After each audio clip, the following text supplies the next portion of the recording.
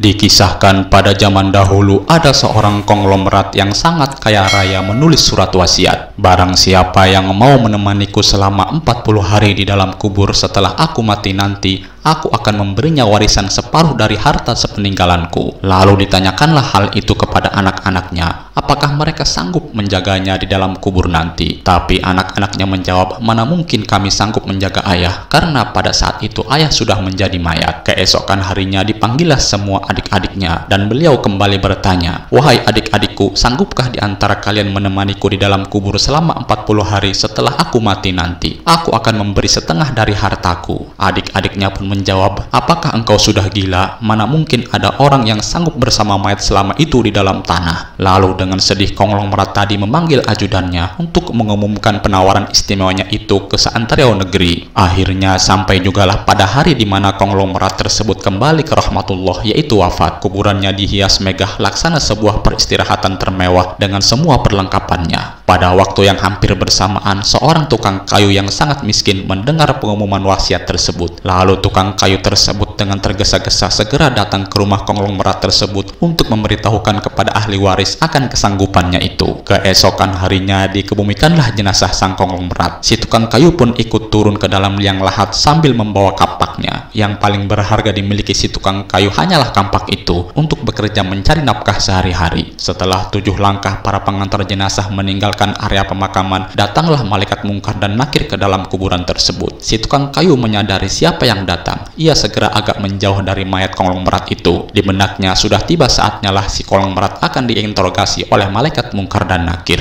Tapi yang terjadi malah sebaliknya. Malaikat mungkar nakir malah menuju ke arahnya dan bertanya kepadanya, apa yang kau lakukan di sini? Aku menemani mayat ini selama 40 hari untuk mendapatkan setengah dari harta warisannya. Jawab si tukang kayu. Apa saja harta yang kau miliki? Tanya mungkar wa nakir. Hartaku cuma kapak ini saja untuk mencari rezeki. Jawab si tukang kayu. Kemudian malaikat mungkar nakir bertanya lagi, dari mana kau mendapatkan kampakmu ini? Aku membelinya. Jawab si tukang kayu. Lalu pergilah malaikat mungkar dan nakir dalam kubur tersebut. Keesokan harinya di hari kedua, mereka datang lagi dan bertanya lagi, apa saja yang kau lakukan dengan kampakmu itu? Aku menebang pohon untuk dijadikan kayu bakar, lalu aku jual ke pasar. Jawab si tukang kayu. Di hari ketiga ditanya lagi, pohon siapa yang kau tebang dengan kampakmu ini? Pohon itu tumbuh di hutan belantara, jadi tidak ada yang mempunyainya. Jawab si tukang kayu. Apakah kau yakin? Tanya malaikat mungkar nakir. Kemudian mereka kembali lagi. Kemudian di hari yang keempat, malaikat mungkar menakir datang lagi dan bertanya lagi, adakah kau potong pohon-pohon tersebut dengan kapak ini sesuai ukurannya dan beratnya yang sama untuk dijual? Aku potong dikira-kira saja, mana mungkin ukurannya bisa sama rata. Jawab si tukang kayu. Begitu terus yang dilakukan malaikat mungkar nakir, datang dan pergi sampai tak terasa 39 hari sudah berlalu. Dan yang ditanyakan masih berkisar tentang kampak tersebut. Di hari yang terakhir, yaitu hari yang ke-40, datanglah malaikat mungkar dan nakir sekali lagi bertemu dengan tukang kayu tersebut. Lalu berkata lagi, hari ini kami akan kembali bertanya soal kampakmu ini. Belum sempat malaikat mungkar nakir melanjutkan pertanyaannya, si tukang kayu tersebut segera melarikan diri ke atas dan membuka pintu kubur tersebut. Ternyata di luar sudah banyak orang yang menantikan kehadirannya untuk keluar dari kuburan tersebut. Si tukang kayu dengan tergesa-gesa keluar dan lari meninggalkan mereka sambil berteriak, kalian ambil saja semua bagian harta warisan itu karena aku sudah tidak menginginkannya lagi. Sesampai di rumah, si tukang kayu berkata kepada istrinya, aku sudah tidak menginginkan separuh harta warisan dari si mayat itu. Di dunia ini harta yang kumiliki padahal cuma satu kampak ini. Tapi malaikat mungkar nakir selama 40 hari yang mereka tanyakan dan persoalkan masih saja seputar kampak ini. Bagaimana jadinya kalau hartaku begitu banyak? Entah berapa lama dan bagaimana aku menjawabnya? Nabi Muhammad SAW bersabda, tidak akan bergerak tapak kaki anak Adam pada hari kiamat hingga ia ditanya tentang 5 perkara, yaitu umurnya dihabiskannya untuk apa, masa bunanya digunakan untuk apa, hartanya dari mana ia memperolehnya dan kemana ia menggunakannya, ilmunya sejauh mana diamalkannya. Itulah tadi kisah singkat mengenai tukang kayu yang membawa kampak. Semoga bermanfaat. Assalamualaikum warahmatullahi wabarakatuh.